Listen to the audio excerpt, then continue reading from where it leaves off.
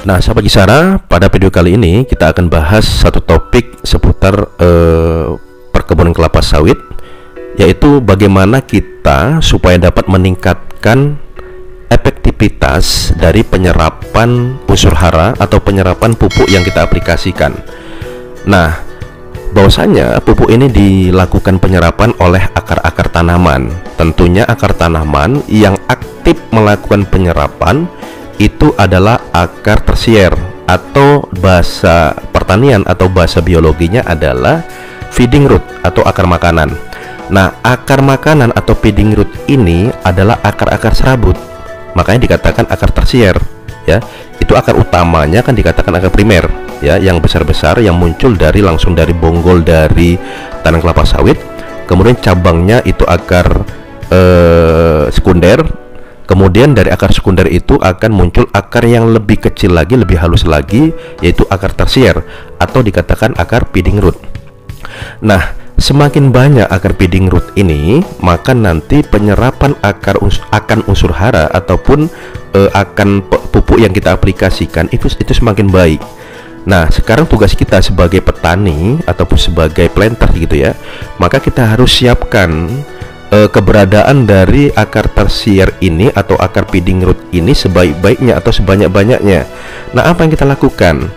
Otomatis akar feeding root itu akan terangsang jika kondisi bagian permukaan tanah itu lembab, kemudian lebih dingin, ya, kemudian juga lebih tertutup dengan bahan lain. Nah, otomatis yang kita lakukan adalah yang pertama, semua pelepah hasil pemotongan tunas pokok ataupun hasil panen itu wajib diletakkan di antara baris tanaman, ya, ataupun sebagian bisa diletakkan di antara pokok, ya, atau di gawan mati, ya kan, letakkan di situ. Nah, ketika itu diletakkan maka akan terjaga kelembapan. Bisa Anda lihat, Anda buka di bawah pelepah itu, maka akan terdapat akar-akar halus, ya, berwarna putih kekuningan atau putih kecoklatan begitu. Itu adalah feeding root. Itu yang pertama. Kemudian yang kedua, yang Anda lakukan adalah jangan dilakukan semprot total terhadap areal. Artinya ketika Anda melakukan semprot hanya dua bagian saja. Yang pertama adalah semprot piringan, pasar pikul, dan TPH. Kemudian yang kedua, jika Anda akan melakukan semprot gawangan, khusus Anda lakukan adalah semprot untuk anak kayu. Kalau jumlahnya tidak terlalu banyak jangan disemprot, tetapi didongkel.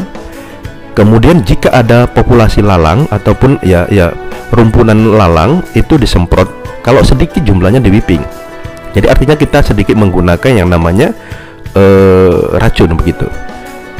Nah, itu. Kemudian itu yang kedua, ya, yaitu selektif dalam melakukan penyemprotan gulma di areal.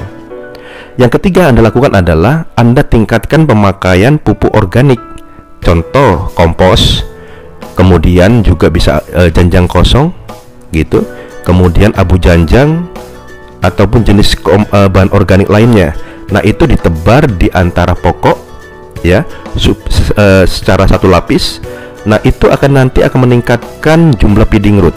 Ketika jumlah feeding root dengan luasan yang lebih banyak, maka ini akan bisa meningkatkan kemampuan atau daya serap lebih baik akar yang dilakukan untuk menyerap seluruh unsur hara yang ada di tanah ataupun yang kita aplikasikan melalui pupuk. Jadi itu pesan saya, ya. Jadi tolong ini dijaga supaya penyerapan unsur hara itu bisa dilakukan secara maksimal.